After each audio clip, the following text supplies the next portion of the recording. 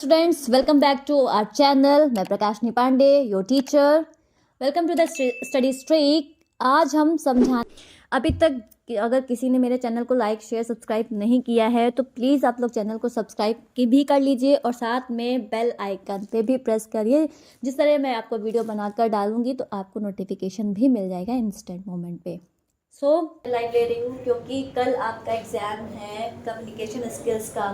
तो in short हम clear करेंगे सारे यूनिट 1 2 3 4 5 और आपको मैं बता दूं जिसको जो भी टॉपिक पूछना है तो मुझे बता दो कि कौन सा टॉपिक पहले पढ़ना है और किस में ज़्यादा डाउट हो रहा है आप लोगों को, तो हम वहाँ से शुरू करते हैं।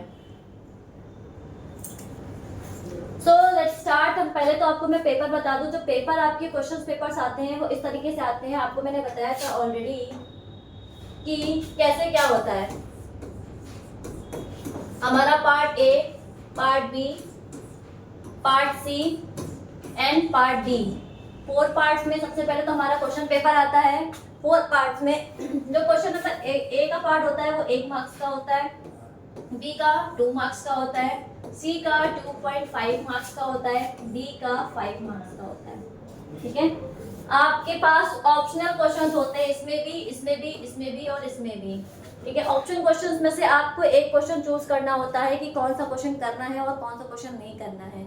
तो सबसे पहले हम आपको यहाँ पे बता रहे हैं कि जो पार्ट ए है, पार्ट ए में जो क्वेश्चंस आते हैं वो फिल इन द ब्लैंक्स आते हैं, 1 वर्ड्स, यानी कि जब भी हम उसका आंसर करेंगे एक शब्द में भी हम आंसर 1 वर्ड में हम उसको आंसर कर सकते हैं, एक शब्द में। ठीक है, then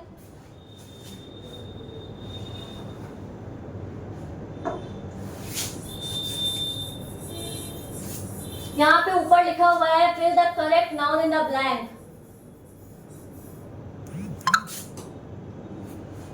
Fill the correct noun in the blank in a feat, many, very, were injured। ठीक है, word लिखा हुआ है WERE were। तो यहाँ पे इसमें आपको 4 ऑप्शन में से एक ऑप्शन सेलेक्ट करना है और कौन सा ऑप्शन सही है वो बताना है। Fill in the correct noun, correct यहाँ पे नाउन लिखा हुआ है तो आपको नाउन फिल करना है। यहाँ पे बताइए क्या फिल किया है और 4 ऑप्शन में से कौन सा ऑप्शन सही होगा। Fill the correct noun in the blank in a fight, many were injured।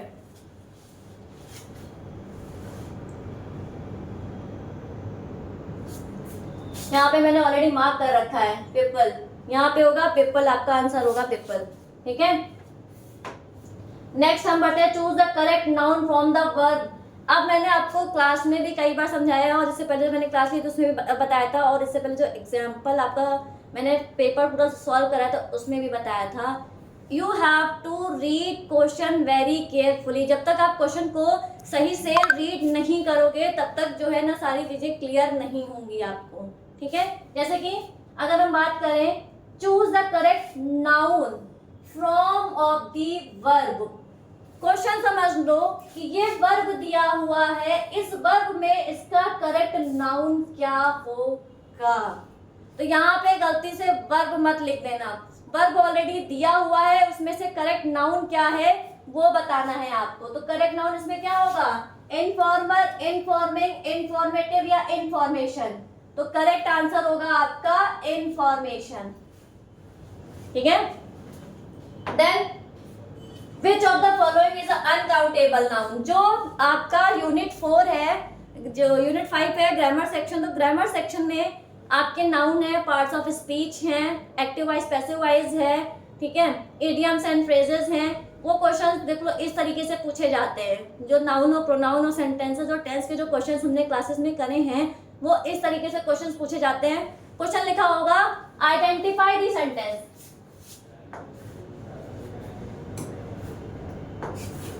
ऐसे लिखा होगा, क्लियरली विजिबल है ना।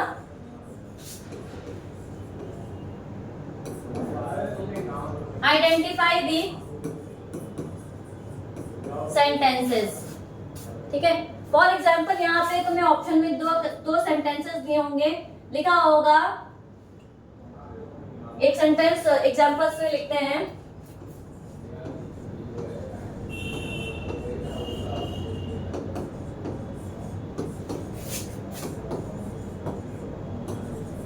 We are going to the market. यहाँ पे लिखा है we are going to the market. तो तो मार्केट जा रहे हैं। अब यहाँ पे तुम्हें सेंटेंस वेरीफाई करना है। क्या वेरीफाई करना है? सेंटेंस। प्लीज कंफ्यूज मत होइएगा सेंटेंस और टेंस में। यहाँ पे सेंटेंस वेरीफाई करना है, टेंस वेरीफाई नहीं करना है। टेंस जो है प्रेजेंट, पास्ट, फ्यूचर होता है, जिसमें प्रेजेंट परफेक्ट, कॉन्टिन्यूअस और इंडेफिनिट ये सब होते हैं। यहाँ पे सेंटेंस वेरीफाई करना है। सेंटेंस जो मैंने आपको पढ़ाया है, अफर्मेटिव, इंट्रोगेटिव, नेगेटिव, इंट्रोगेटिव, ये यहाँ पे वेरीफाई करना है। तो मुझे कोई बताएगा कि यहाँ पे इसका जो सेंटेंस है, we are going to the market, ये सेंटेंस कौन सा है? Who will tell me? Which sentence is this? Good evening, Priya.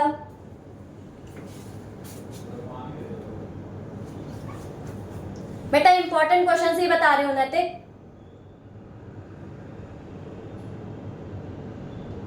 I am telling you important questions. ये इंपॉर्टेंट क्वेश्चंस में ही आता है।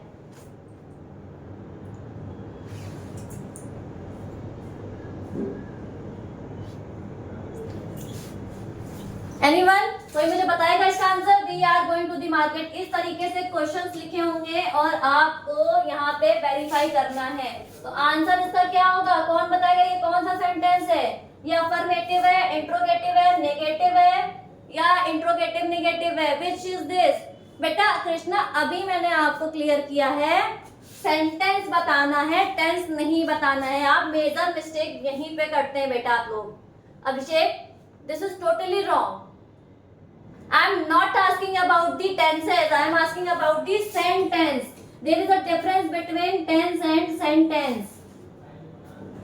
There is a lots of difference between tense and sentences. Tense आप लोगों को मैंने बताया था sentence क्या होता है? Affirmative, negative, interrogative, interrogative negative, exclamatory। बेटा क्वेश्चंस को बहुत ही ध्यान से पढ़िए। आप क्वेश्चन ध्यान से नहीं पढ़ रहे हैं। मैंने आपसे क्वेश्चन पूछा था आइडेंटिफाई दी सेंटेंस, नॉट आपसे पूछा था कि टेंसेस।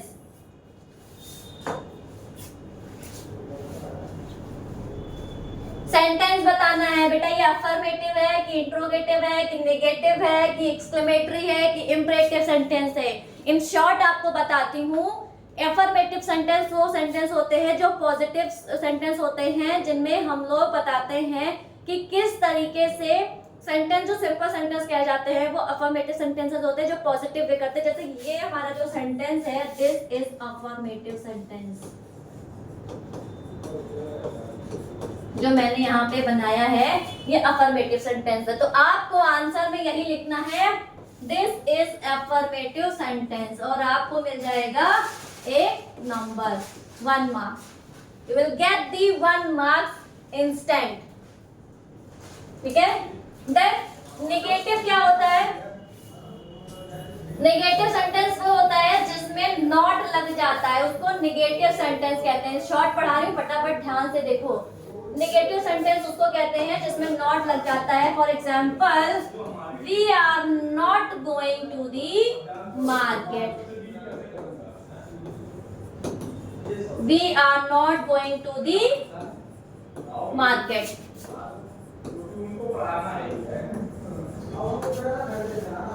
मैं मार्केट नहीं जाऊंगी। यहाँ पे नॉट लग गया है, तो ये सेंटेंस कौन सा सेंटेंस हो गया? Negative sentence. और अगर हम कह दें, यहाँ पे इसको सेंटेंस को चेंज कर दें, are we not going to the, Are we going to the market?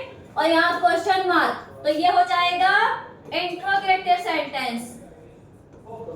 इस तरीके से आपको सेंटेंस को पहचानना है कि कौन सा अफर्मेटिव है, कौन सा नेगेटिव है, कौन सा इंट्रोगेटिव है, कौन सा इंपरेटिव है।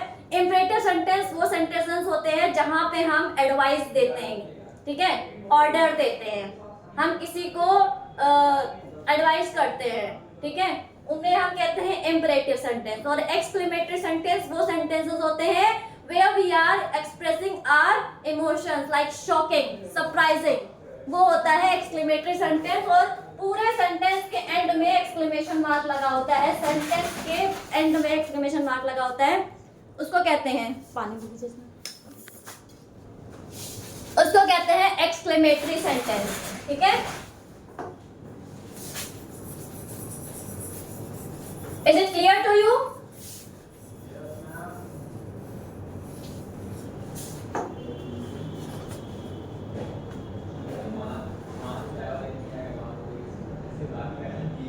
पहले ये समझ में आ गया, आइडेंटिफाई। अगर सेंटेंस पूछा है बेटा प्लीज क्लियर, मैं बता रही हूँ फिर से कि बहुत ध्यान से पढ़ना, सेंटेंस और टेंस में कंफ्यूज मत होना। If ask the question in the question कि टेंस बताना है, तब आपको बताना है प्रेजेंट परफेक्ट कॉन्टिन्यूअस या फिर परफेक्ट टेंस। ठीक है, और अगर आपसे पूछा जाए सेंटेंस बताना है, तब अफर्मेटिव, इंट्रोगेटिव, नेगेटिव, इम्परेटिव और एक्सक्लेमेटरी सेंटेंसेस, ये सेंटेंसेस बताने हैं आपको, और कोई सेंटेंस नहीं बताना है। देन क्वेश्चन आता है, हाँ ठीक है,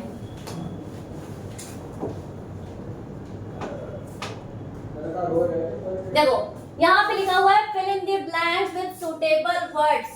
अब fill in the blanks में तुम्हें suitable words fill करने हैं, तो इस तरीके से पूरे एग्जांपल्स दिए होंगे। जैसे यहाँ लिखा हुआ है he goes school every day, he goes school every day, और यहाँ ऐसे प्रीपोजिशन लिखा होगा, कंजक्शन लिखा होगा, इस तरीके से यहाँ पे लिखा होगा, और आपको वो वर्ड यहाँ पे फिल इन दी ब्लैंक, जो गैप होगा यहाँ पे फिल करना होगा। He goes school every day, तो यहाँ पे कौन सा वर्ड फिल करोगे आप? टू। प्रीपोजिशन फिल करना था। तो फिर मैं बता रही हूँ, आप लोग मेजर मिस्टेक यही करते हैं, you will not read the question very carefully, you have to read question very carefully, तभी आप क्वेश्चन का आंसर अच्छे से कर पाओगे। और कम्युनिकेशन का पेपर बहुत इजी आता है बेटे, दिस इज वेरी इजी। ठीक है, बस क्या है कि आपको कितना आता है, आपने कितना पढ़ा है, वो सारी चीजें। बेटा मैं लेटर भी बताऊंगी, मैं वहां तक पहुंचने दो मेरे को, पहले जस्ट थोड़ा सा सब्र करो।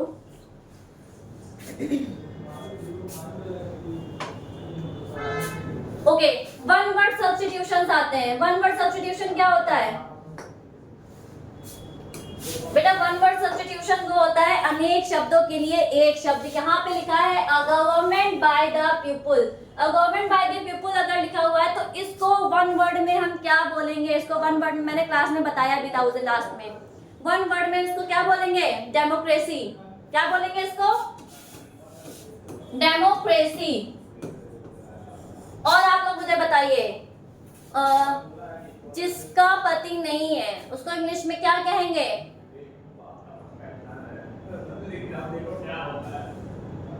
विडो, उसको बोलेंगे window.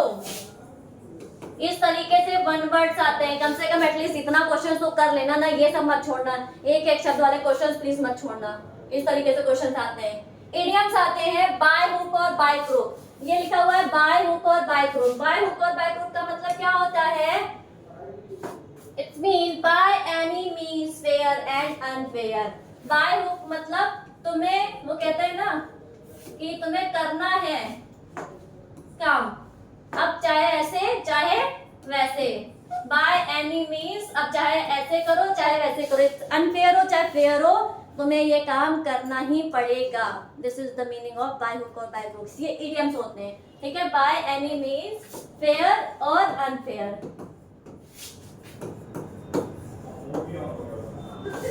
Then keep an eye. Keep an eye का मतलब क्या होता है? टू वॉच केयरफुली, यानी कि keep an I on me, ध्यान से, on the video, on the class, कायदे से देखो पढ़ो। टू वॉच केयरफुली कि मैं क्या पढ़ा रही हूँ, क्या बता रही हूँ। कल का एग्जाम है आपका, क्लियर अच्छे से पढ़िए। ठीक है, पास हो जाओगे, गुड, पास हो जाना, फेल मत होना, और रिजल्ट बता देना मुझे विकास यादव। देन आगे बढ़ते हैं। ये आते हैं हमारे क्वेश्चंस आते हैं, इस तरीके से क्वेश्चंस पूछे जाते हैं। What is sentence. अभी मैंने जस्ट फ्यू मिनट्स बिफोर मैंने आपको बताया था व्हाट इज सेंटेंस। अभी आप मुझे बताइए कि व्हाट इज सेंटेंस, सेंटेंस क्या होता है।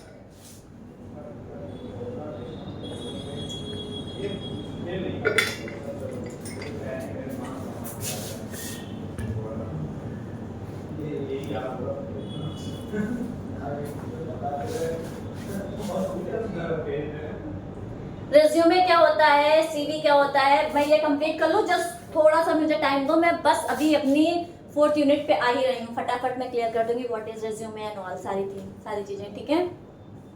Good evening Hemant.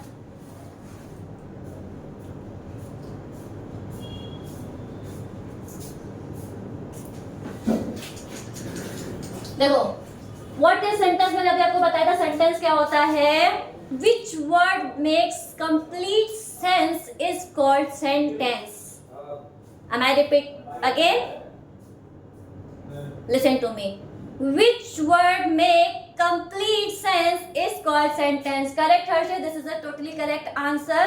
और साथ में बोला है कि कुछ एग्जाम्पल दो, तो 3-4 सेंटेंसेस के एग्जाम्पल्स लिख देना। जैसे कोई सेंटेंस बना देना, has he done the work, he shall start the meeting। आपके पूरे क्वेश्चन पेपर में कई सारे सेंटेंसेस लिखे होंगे, जो पूरा पेपर बना है वो सेंटेंस ही तो बना है, टोटली डिपेंड इंट्रोगेटिव है या फिर फिल इन द ब्लैंक्स होंगे।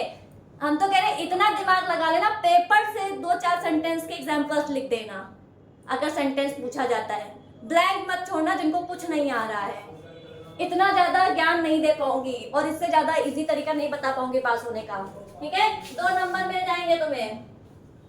अभी मैंने कहा है change active voice into passive voice. Passive voice active voice का मैंने ऑलरेडी वीडियो शेयर किया है अपने चैनल पे, तो आप वहां पे जाके पढ़ सकते हैं। मैं शॉर्ट में बता रही हूँ यहाँ पे, as he done the work, ठीक है, has it work done been done by him, ठीक है। He shall start the meeting, the meeting shall be started by him. मैं फिर बता रही हूँ ये ऑप्शन में क्वेश्चन होता है। अगर क्लियरली तरीके से आप एक्टिव वॉइस पैसिव वॉइस नहीं बना पा रहे हैं, बिकॉज कल ही आपका एग्जाम है, तो आप क्या करिएगा, सीधा सीधा ये छोड़ दीजिएगा पार्ट, बाकी और भी ऑप्शंस हैं आपके पास, कर लीजिएगा, ठीक है। जबरदस्ती मत करिएगा, पता चला गलत करके चले आओ। Define space based programme.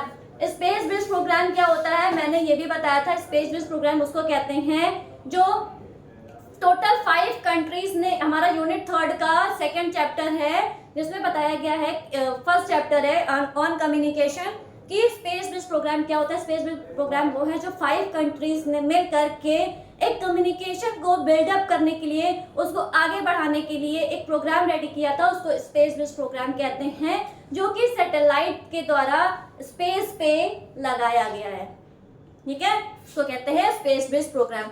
अच्छे से यूनिट 3 के जो चैप्टर्स है 1, 2, 3, 4 क्लियरली पढ़ लीजिएगा। Please don't skip the chapter as a story की तरह, कहानी की तरह पढ़ लेना, आंसर ऑटोमेटिक कर लेंगे आप। Then what is noise barrier, what is the main claim of CV Raman, वो भी इसी का है। देखो यहाँ पे मैंने अभी क्वेश्चन बताया था, आइडेंटिफाई सेंटेंसेस आ गया। What a lovely day, sentence पूछा है तो व्हाट अ लवली डे है, यहाँ पे देखो बेटा एक्सक्लेमेशन मार्क लगा हुआ है, तो ये सेंटेंस कौन सा हो जाएगा, एक्सक्लेमेटरी सेंटेंस हो जाएगा। There is no such thing as a free lunch, ठीक है, there is no such thing as a free lunch। यहाँ पे देखो क्या है, ये कौन सा सेंटेंस हो जाएगा, this is a totally understanding, ये क्या है, नेगेटिव सेंटेंस है, ठीक है। आगे बढ़ते हैं। यहाँ पे पूछा है differentiate between verbal and non verbal communication, already मैंने आपको पढ़ाया है क्या होता है। एक्टिव कम्युनिकेशन सैटेलाइट जो है, स्पेस बेस्ड कम्युनिकेशन जो मैंने बताया, उसी में एक्टिव कम्युनिकेशन सैटेलाइट से, यानी कि जो हम लोग एक्टिवली कम्युनिकेशन से बात कर रहे हैं, वो अच्छे से स्टोरी पढ़ लेना। What is the claim of CV Raman, देखो फिर क्वेश्चन है, how many levels is the technical skill required at. Technical skills जो होती है हमारी कौन से रिक्वायर्ड है, जैसे आप लोग मैकेनिक इंजीनियरिंग करने आए हो तो technical skill, soft skill, hard skills वाला जो यूनिट 2 है उसको अच्छे से पढ़ लीजिएगा। What are the components of communication process, what are the components of communication process, तो क्या बताओगे यहाँ पे, कंपोनेंट्स ऑफ कम्युनिकेशन प्रोसेस हमारे कौन से हैं। ये अगर आंसर तुम लोग नहीं करके आए ना, तो तुम लोगों से गधा कोई नहीं है। फॉर फीमेल्स गधा, ऑफर मीन्स गधी। तुम लोग ऐसे ना, तुम लोग को बोलो ना तब समझ में आता है। A components of communication process of communication है। लैंग्वेज थोड़ी सी अलग डिफिकल्ट लिखी हुई है, दिमाग में खराब कर लेना। What are the importance of communication, communication की इम्पोर्टेंस क्या है वो बताने हैं। सॉफ्ट स्किल क्या होती है, वर्क कल्चर एंड इम्पोर्टेंट। अब आया है question, prepare a report on the Gandhi Jayanti celebration held in your institute. Report on Gandhi Jayanti celebration, Gandhi Jayanti के सेलिब्रेशन पे आपको एक रिपोर्ट प्रिपेयर करनी है। तो रिपोर्ट बनाने का जो क्राइटेरिया है वो कैसे होता है पूरा मैं बता दूं। राइटिंग स्किल में हम कोई भी टॉपिक अगर करते हैं, any topic we will select, like हम अगर रिपोर्ट राइटिंग कर रहे हैं, कवर राइटिंग कर रहे हैं, नोटिस कर रहे हैं, कोई भी टॉपिक, कोई भी क्वेश्चन आता है, फर्स्टली हमें एक बॉक्स बनाना है। Will draw the box.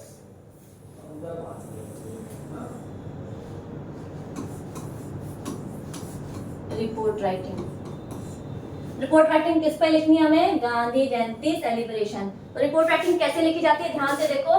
सबसे पहले लिखेंगे गांधी जयंती, हम एक हेडिंग बनाएंगे।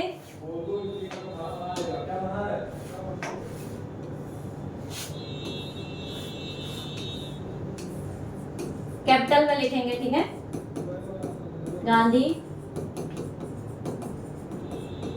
आगे सेलिब्रेशन पूरा लिख लेना, I don't have a space, ठीक है। गांधी जयंती सेलिब्रेशन, यहाँ पड़ेगी डेट। जिस दिन आपका पेपर होगा उस दिन की डेट मेंशन करिएगा, डेट इधर उधर की मेंशन मत करिएगा। देन यहाँ पे XYZ नाम डाल देना, अपना नाम मत डालना। यहाँ पे रिपोर्टर, जो भी रिपोर्ट राइटिंग लिखता है उसका नाम पड़ता है। यहाँ से हम पूरा पैराग्राफ स्टार्ट करेंगे। We will start the paragraph from here और एज इट इज लिखेंगे। आप इसलिए इसको पढ़ लीजिए क्योंकि आपके एग्जाम्स आने वाले हैं, तो be prepared for the exams. Then all the best for your bright future. अच्छे से एग्जाम करिएगा, अच्छे से पढ़ लीजिए। कोई डाउट हो तो प्लीज़ कमेंट सेक्शन में बताइएगा, मैं नेक्स्ट वीडियो उसमें बना दूंगी आपका। तो मिलते हैं फिर हम आपसे नेक्स्ट वीडियो में। तब तक के लिए take care, bye bye, thank you.